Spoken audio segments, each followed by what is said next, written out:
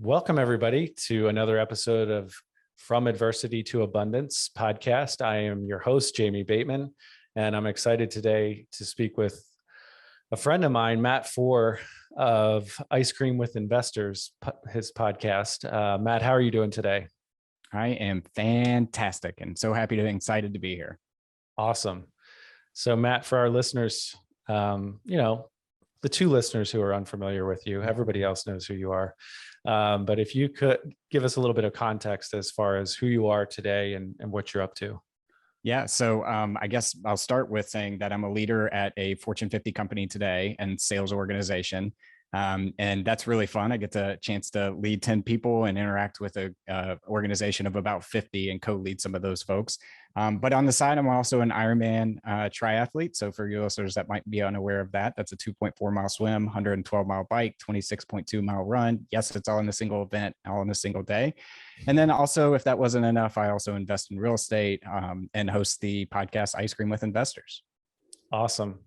So the closest I've gotten to an Ironman is watching my sister do an Ironman distance triathlon, which we've talked about. We drove there. I went out to lunch, watched a movie, went out to dinner, and then she was still doing the event. So I've basically done the same thing. But Yep. but no, it's I wanted to have you on the show. I mean, because we've chatted a bunch of times, and you were on the Good Deeds show with Chris and me, and I know you've been through some adversity. Just like we all have, and all of our stories are different. And we're going to get into that, but I know you've kind of rebounded in a lot of ways and gotten to an abundance mindset, and you're always growing and looking at opportunities for growth. And you love real estate and investing and small business and podcasts, and we have a lot in common. So I'm excited to get into it. So for the listeners out there, can you get into your background a little bit for us? Yeah, sure. So I'll give you the short and sweet and you take me wherever you want me to go. But I grew up in a really, really small town in Southern West Virginia, not West Virginia, Southern Western Virginia. And it's a town of about 10,000 people. I mean, it was a good place to live, as people would know it if that's the town's slogan. But also it was really tough. I mean, it is a town that has been blasted over by globalization. There was a big coal mining community in that area. And as we have continue to find different alternative sources of energy, it has definitely just been left behind in globalization. So I was very fortunate to grow up in that environment and with two parents that absolutely loved me, but it also showed me what the other side of life is like. Beyond that, I grew up dyslexic and I am a twin. And my twin brother was valedictorian. He was valedictorian of his law school at University of Michigan. He's been a part of a couple Supreme Court cases at this point in his career. So when you grow up dyslexic and that's who your twin brother is, it also put like a little bit of context over how unfortunate I felt being dyslexic. But also I had a sister that was mentally disabled as well. So I'm sure we'll get into this part of the story. She tragically passed 3.5 years ago now at this point. But I was very fortunate to have a family that loved me and kind of moved over to Knoxville and went to the University of Tennessee after that, and then started at my W-2 job in Nashville, Tennessee back in 2009. The rest, they say, is history. Yeah, I don't know if I knew some of that. That's interesting. I didn't know that about your brother. Can you give me his contact information? No, I'm joking. Yeah. I'm joking. He is smarter and better looking than me, but my mother loves me more. So we'll count it as a win. There we go. So you mentioned your sister and it's always touchy on this show. I don't want to, drill into topics that are too difficult, but you did bring up that topic on our previous show, on the Good Deeds show. And I know that was obviously, a situation that was not easy for you. Could you talk about your relationship with your sister and how that went?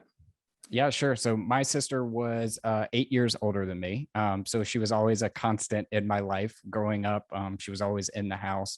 And I always knew Whitney was different, but I don't really remember I don't remember how old I was. I remember the specific moment where I finally figured it out that Whitney was different than others. And it was due to a slight temper tantrum she threw in Toys R Us. But my sister was a very memorable part of my life. And I think when you grow up with somebody that is mentally disabled and who has difficulty with the normal cognitive tasks that you take for granted every day in your life, it puts things in perspective that maybe I should be grateful for the fact that I can wash my own hair, tie my own shoes. I can make the decision to be out in the car and drive myself to go get coffee or something like that. So yeah, I don't know where you kind of want to take it from there, but yeah, go ahead. Yeah, I mean, and so she was 8 years older than you, and then you said she passed away 3 years ago. I mean, what did Yep. you learn from your relationship with her? Yeah, I remember I learned that no matter how big your difficulties are, there's always a counter advantage to your difficulties. So I'll say that Whitney had the best memory of all time. And I remember taking her to go get Starbucks one time and to get her favorite coffee, which was a grande decaf with 3 equal packets. And the GPS in my system had me going straight through the light. She's like, "We need to turn left. We need to turn left." And I was like, "No, Whitney, the GPS says we need to go straight." But since we were at a red light, I pulled it up and she was absolutely right. We need to go left. So even given my profession in technology sales, it always taught me that humans can be smarter than technology. There you go. Especially if you have a dumb human like myself that can't work technology. But more importantly, that people matter more than things. Whitney didn't get excited about the glamorous purses or things like that. She got excited when you got excited, to see her, when you accomplished something, when she hadn't seen you for the first time in a long time. And I think that's just some of the lessons that I've taken from her along the way. No, that's really good. I mean, I did an interview today that should be out, I'm guessing a week before this one, but with Fuquan Bilal, and that was one of the themes we that came out of that episode as well, is that people, he's had ups and downs and financial success and, material success, but at the end of the day, it's people and relationships that really matter. So that's really good. I know you go ahead. I don't know if it's just because I grew up in a small town, but I mean, I like material things more importantly than anything. Sure. I like really good food and really good bourbon. Like, I mean, a good bourbon Nice. and steak is just a nice thing to enjoy.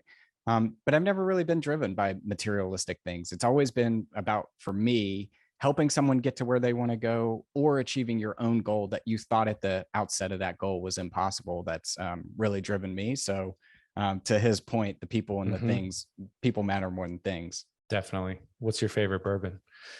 Oh, dude, Give me a good bourbon. Just, I mean, well, you can give me one as well. I'll give you my address, but tell me a few good bourbons, put it that way. So part of my sales territory is Kentucky. So I will tell everybody right now that I am bourbon illiterate if you are in that part of the country. Okay. Probably very bourbon smart if you're not. Yeah. And we went to do a bourbon tasting with a customer over the weekend. It's a small place in Newport, Kentucky called Newberry's Coffee Company. And they're only open on Friday and Saturday nights from 6 to 9. And they have 6,000 different bottles of bourbon in the place. I mean, and it's the largest bourbon bar in North America. And so through that, we got to taste some very, very rare Pappy 23, Heaven Hill 27, some of the top end bourbons. But if you had to ask my like staple go-to, Angel's Envy Rye, if I can find it, is probably my favorite. Okay, nice. Awesome. That's a high rye bourbon, or that's a rye? It's a rye. Okay. Yeah. All right. Just making sure. We did the Kentucky Bourbon Trail a few years ago for my sister's birthday. That was really fun. And I've learned a little bit over the last 5 or 6 years myself, but it's getting expensive. It's getting expensive though. Yes, it is. Why? You don't want to take the whole time to talk about bourbon? I mean, we could, but my knowledge is limited. I might be out of set talking points in the next 2 to 3 minutes. Got it. So, we talked about your sister, and that's, I mean, I can't totally relate to that. It's just what you must have gone through over the years, and then with her passing, but it sounds like you're living your best life to honor her and live with those takeaways of people being more important than things. What are some other examples of adversity that you've dealt with? Yeah, there's two that, as we were chatting before this, that I kind of wrote down that we can chat through is one, I grew up dyslexic, and really dyslexic, I feel like, is a catch-all term for you've got an 8-year-old that doesn't really like doesn't really like schooling. But as I started to scale, I really feel like that was a challenge for me, because I remember when I was in 11th grade, I was reading at a 6th grade level. And so not in this screenshot right here, but in screenshots that people have seen me on YouTube, you can see I have stacks of books out there. And the reason why is because every time I read a book, I never throw it away. Growing up dyslexic was a very big obstacle for me when I was growing up. But my mom used to always tell me about all these famous people that were dyslexic, specifically Henry Ford. And so I just use that as, you can take that as an obstacle and be pushed down because of it, or you can take that and use it for your advantage. And how I kind of had used it for my advantage is I became decently good with technology. I kind of understand technology better than probably most. And really just trying to interact with people. I was always outgoing. I was always the athletic kid growing up and things like that. And while I still am not great with people all the time, I do have a limited patience, but use that for your advantage. So there's that. And then we can talk about the commission check story if you want to as well. Yeah. But So those are the two ones that came to mind. So how do you use the dyslexic thing to your advantage? You just, can you drill down on that a little bit more? Yeah, I think it's because when I was a kid, I didn't really care about books and magazines and things like that. I used that time more to be outside and athletic and engaging with other kids. Got it. And so because of that, I always felt like I had a more outgoing personality than most. And I got really good, not today, but really good at like public speaking. And so I've used those skills. It's funny how when you do something as a kid and you kind of find interest in it, and you never know where that's going to take you, how you end up using that skill when you're a future. So public speaking, I was part of a bunch of theater, a bunch of public debate and teams like that growing up. And that's essentially what I do today is I go around and publicly speak for sales motivation teams and things like that, but also to customers and on a podcast. So yeah, I was going to say your podcast. Yeah. I feel like the word dyslexic gets thrown around like it's, a lot of people say they have that condition, but probably not. Yeah. So I get that's definitely a real challenge, but it sounds like you just basically didn't, just to simplify it. I mean, it's at the risk of glossing over real adversity, but it sounds like you just didn't focus on that you focused on your other strengths and, catered your activity toward those strengths that you had. And develop those. And now you're in sales and run your own podcast.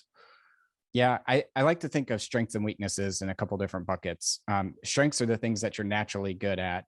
Weaknesses come into two different buckets. They're the weaknesses in that you're naturally bad at, and it doesn't make sense for you to ever spend time getting better at it. And then there's weaknesses where you're naturally bad at, but if you spend some time evolving, you can become decent at it, or at least serviceable. So for me, for instance, I'm not a drawer.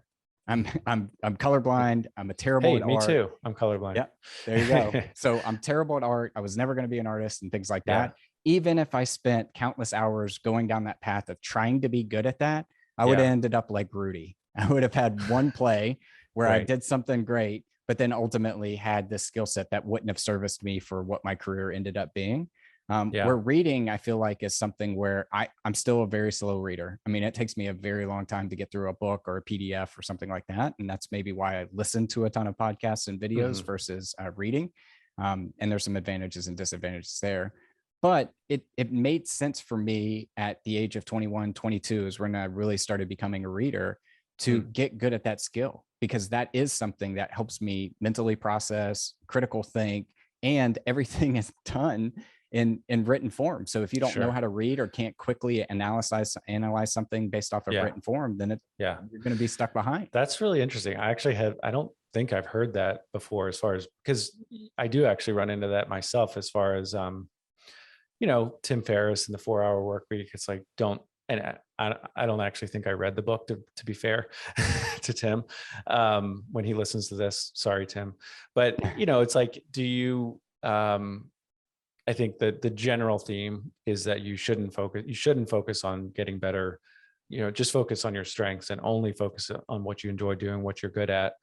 But I've always struggled with that because, why not improve on some of your weaknesses? That's really interesting, that you divide the weaknesses into two different buckets and decide which ones you're going to focus on as far as improving and which ones you're going to, hey, just let go. It's okay.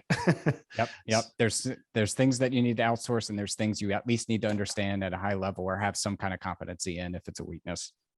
Now to the other one that you mentioned on our Good Deeds show, I think early on in that episode, your commission check. Let's talk about that.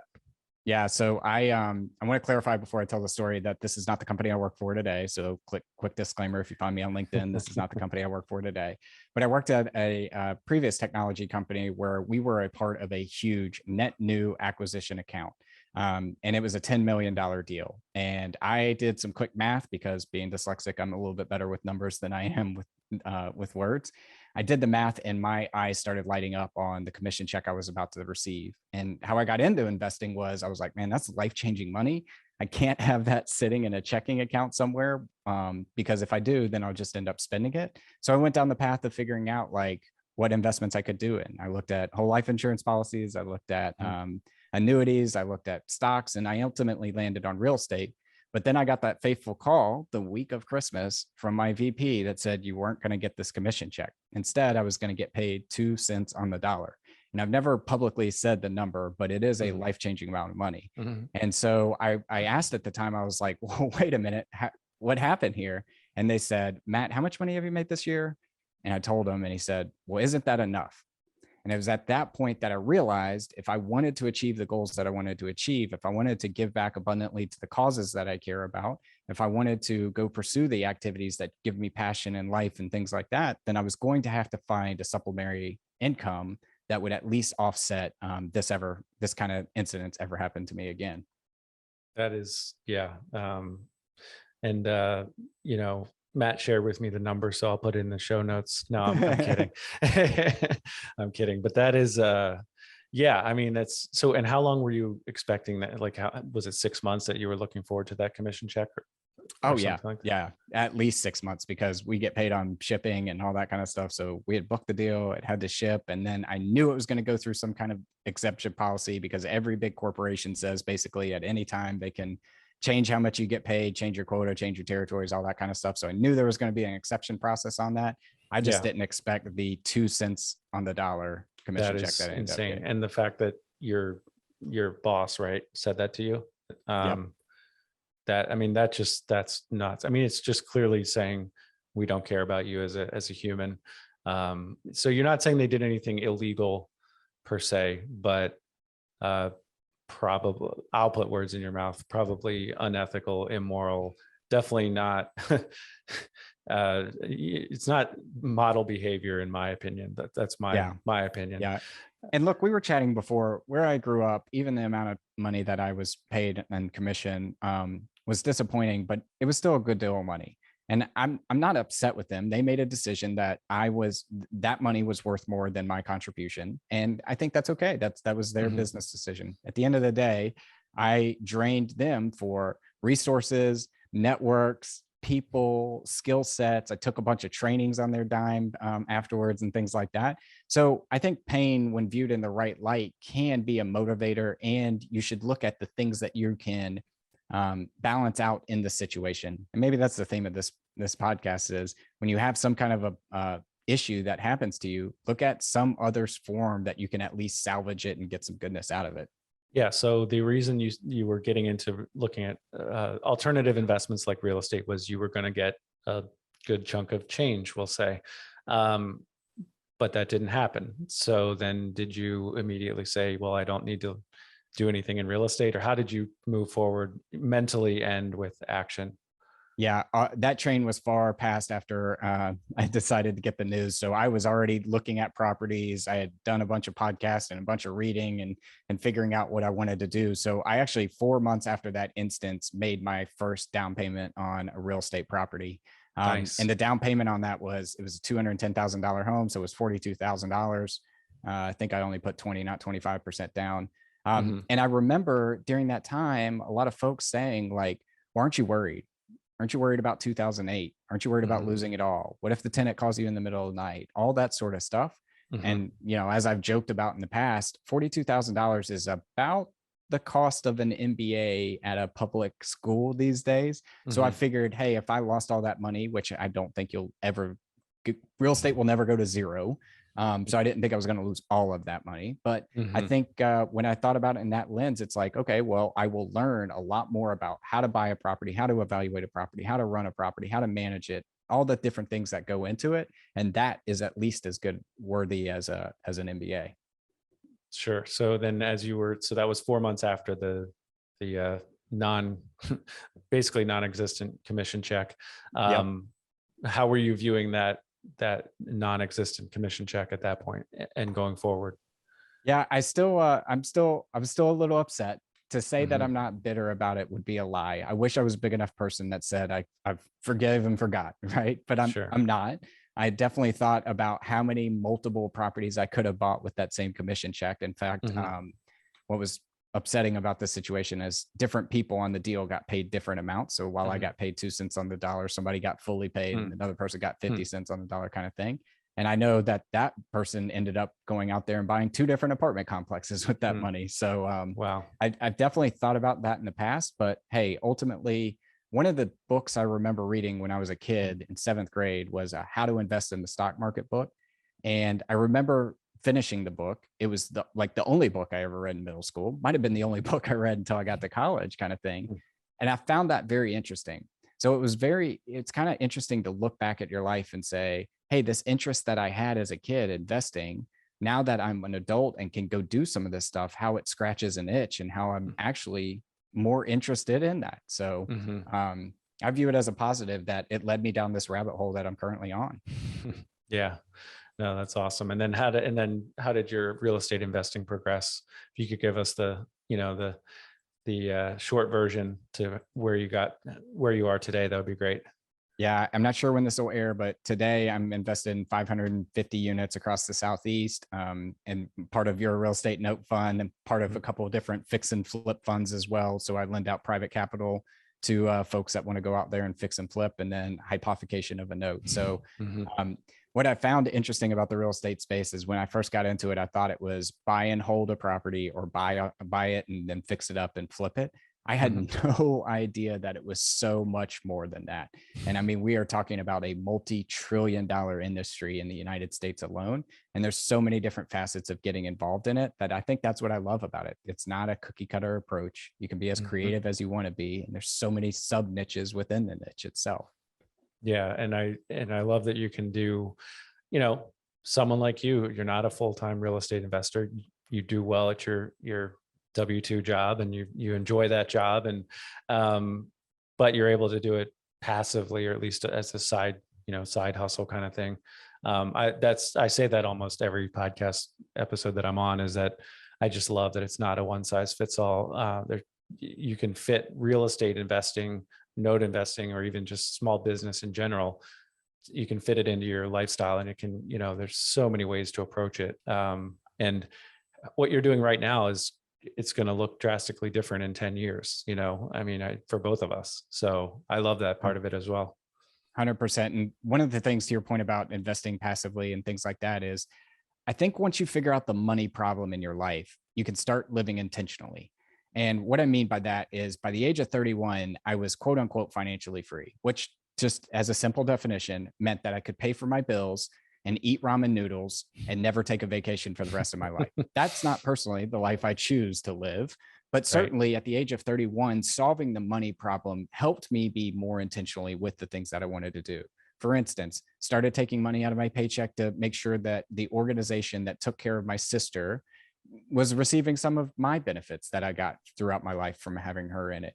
For instance, being more intentional, like having podcasts and getting to have interesting conversations with interesting people and grow my network. I wouldn't have been able to do that.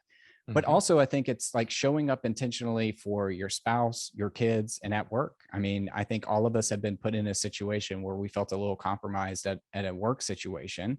How do you react in that situation when you have to have that to have the money coming in to survive, versus how would you react to that, knowing that if the decision you made left you without a job, you would at least be financially safe to have a roof over your head and food on the table. And I tell the story all the time. In 2020, in March of 2020, when my equity portfolio was down 45%, and I was watching folks that I had known for years get laid off, both inside and outside of organizations that I was a part of. I wouldn't say I wasn't nervous, but at the end of the day, I was able to sleep at night because I knew that my home, I had enough money coming in from my investments to have a home over my head and food on the table.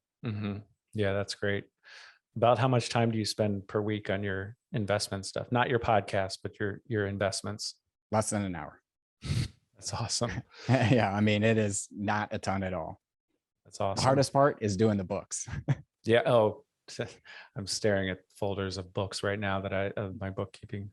Yep. Yeah. It's not my favorite thing. But if you're making money, it can be a little more exciting, at least. Yep. All right. Well, as we start to wrap up here, are there any other instances of adversity you wanted to talk about?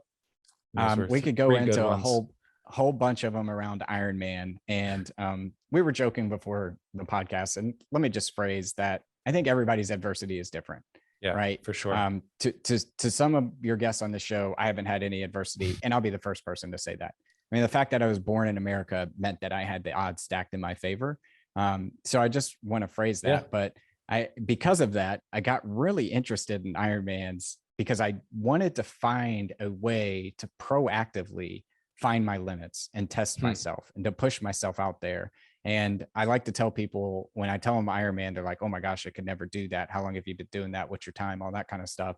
And I'm like, look, the longer I do this and the faster I get, it doesn't get easier. You just get faster. And I mean, I've been on several rides of 100 miles where I feel like I am in tip-top shape and the best shape of my life. And then you get towards the end of that ride and you're like, man, this stinks and I've got nothing left in the gas. I would encourage everyone out there to find little parts of their life that they can disrupt to make themselves mentally sharp and agile for those situations. And if you don't know one, I'll give you one right now. Try brushing your teeth with your left hand or your non-dominant hand. Try switching the mouse over your non-dominant hand. Try standing on one foot and brushing your teeth. Like, those little actions seem small, and in the grand scheme of the adversity of the guests that you have on your show are small, but they're situations and things that you can do that will better set yourself up to be resilient in those times of adversity when you have them. Yeah, that's really good. Yeah, I mean, the truth is, like, with the show, this is, I think, my 5th episode, and what I'm finding is, whether intentionally or not, I'm looking around and kind of measuring people's adversity and then measuring their abundance. Well, how much hardship has Matt Fore gone through? Does he meet the threshold of being on my podcast? And is he living in an abundant life enough to be on my podcast? But it's, at the end of the day, it's like you said, we all go through adversity, and that's kind of the point of the show, is everyone is guaranteed to go through hardship, and everyone's story is going to be different. So yes, we will compare. It's human nature. And, we all have relative thinking. We think in a relative way, but just because you haven't been shot 5 times like Fuquan Bilal, that doesn't mean you haven't been through hardship. Yep. So yeah. I mean, I don't love that you had to go through hardship, but I love how you've reacted to it and handled it. And you do have a growth mindset. Every time we interact, it's always like a positive and, inspiring interaction for me. So I appreciate that. I'm just going to fire off a few quick questions for you, and we'll see where it goes, and then we'll wrap it up. Sounds good.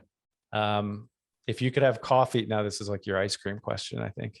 If you could have coffee with any historical figure, who would you choose? I'm going to give you 3. Okay. Martin Luther King Jr., Nice. Nelson Mandela, and Dick Winters from Band of Brothers. Oh, nice. Okay. Awesome. I always wanted to make the joke when I listen to your show and you say dead or alive. I want to say, I'll choose alive. Yeah. I don't think a dead person would be great to have coffee with. You know who I didn't mention? Let me throw a 4th in there. And since my last name Fore, I get this opportunity to do that. Not historical, still alive. Dave Chappelle. Oh, I think nice. Dave Chappelle is wicked smart. The Yeah. way he tells stories, the way he sets up a joke. Like, I'm just a student of comedy. I love how people Yeah. communicate their art form, and I Yeah. think He's he's the best in awesome. the business by far. Yeah. No, my wife and I enjoy his Netflix, whenever he Yep. has a show on And, there. and a man who had everything and out of principle said, I'm not going to do this anymore. And then came back on his own terms to still be at the top. Like, that's incredible. It's awesome. All right. If you were given $10 million tomorrow, what would you do with it? Make sure my parents are taken care of. I think they are at this age in their life, but you never know what could happen. And then I'm boring. I would probably invest it and then continue to work and do the things that I do. I would make sure that I invested it so where my basic needs were taken care of, but I would still work. All right, then I'm not going to give you 10 million. Up that to 100 million, and now we're talking. You have a different story. Yeah. Yeah. All right. What's a book you would recommend for my audience? You already mentioned one, but any others that come to mind? I have a ton, but I'll recommend the one that's always sitting at my desk. It's The Last Lecture by Randy Posh. And if you don't know the story, I'm going to just give a high level summary. Mhm. When you're in academia and you retire, you give the last lecture. You give the things that you learned, you tell funny stories. And remember that time Jamie went to the women's bathroom instead of the men's because he was so drunk, like just stuff like that, right?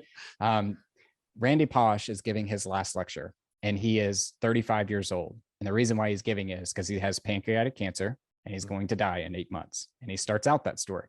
And then he goes through and he's like, and you shouldn't be sad for me because everything I wanted to do in my life, I got a chance to achieve.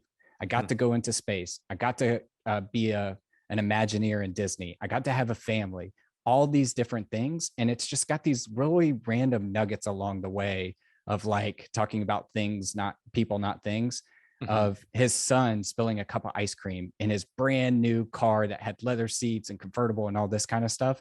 And he looked up and he saw his son with like just this scared look on his face. Like he knew he did something wrong. He knew he did something wrong and daddy was going to get mad. So all he did was turn his ice cream up and throw it on the seat as well to show him that it's okay. It's okay that we have nice things, but it's okay. Like you matter, your relationships matters more to me. So I would highly encourage The Last Lecture. And if you're not a reader, go watch the YouTube video of him actually giving the last lecture because it'll make you laugh, make you cry, and leave you inspired. Well, knowing you, I think you'd be more worried about the ice cream than anything else. That's good though. I'll have to check that out. What is one question I have not asked that you wish I had? I really like Tim Ferriss's, if you could put anything on a billboard, what would you put? Or the best piece of advice people received? Because I don't know, I just always find it interesting what people say when they have that question. What would you put on a billboard? I knew you were going to say that. So I almost stopped myself mid-sentence saying, maybe I shouldn't do this. Or best piece of advice, pick one. Or any, it doesn't have to be the best, but just another piece of advice. You've already given a ton. Yeah, I can't just give one. So I'm going to give two. One is empathy will be the skill that separates you in the future. And what I mean by that is when we all become technologically advanced, AI-driven world, machines are running us more than we're running machines, which I'm an optimistic. I don't think that's a scary thing. I think there's plenty of examples why. Empathy will separate you from a skill set, from a career, from a personal standpoint. So I encourage everyone to sit there and think, not what is this person saying, but why are they saying it? What's in their history to make them be where they are and saying that thing? And the second thing is the best piece of advice I've ever received in my career, which is meet people where they are. And I think what that means is physically, emotionally, intelligently, whatever it is, if somebody is at a different place than you are when you're trying to communicate with them, don't shout at them. Don't tell them they're wrong. Try to meet them where they are and then bring them wherever you're trying to bring them. So I guess, Emily, yes, I am listening to both of these pieces of advice. I know how to spell empathy, so that's a start. That's better than me because I'd have to right click it or throw it in Google. Oh gosh, no, that's good. Those go hand in hand, I think, very well. So, all right, sir, Matt, this has been great. Where can our listeners reach out to you?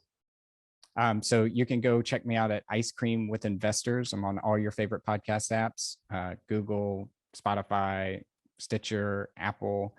You can also find me on LinkedIn. I am Matt Fore, based in Nashville, Tennessee. You'll see my ugly mug up there. And then also check out the website. We're still building it out right now, but icecreamwithinvestors.com. That's a really, look, there aren't that many podcasts that I listen to. I listen to a lot of podcasts, but I skip episodes. I'm human, right? But I do listen to yours regularly. So there must be something about it that draws me in. I really, it's lighthearted, but there's a ton of really good information with, and you have a lot of different types of different angles of investing, and the human element is definitely there as well. So I really enjoyed it, and I encourage our listeners to check it out. So thanks for coming on, Matt. I appreciate you joining us and spending your time with us today. Absolutely. We'll have to do it again. Absolutely. For the listeners out there, please go out and give us a rating and review. And we appreciate you spending your most valuable asset with us, your time. Thanks, everyone.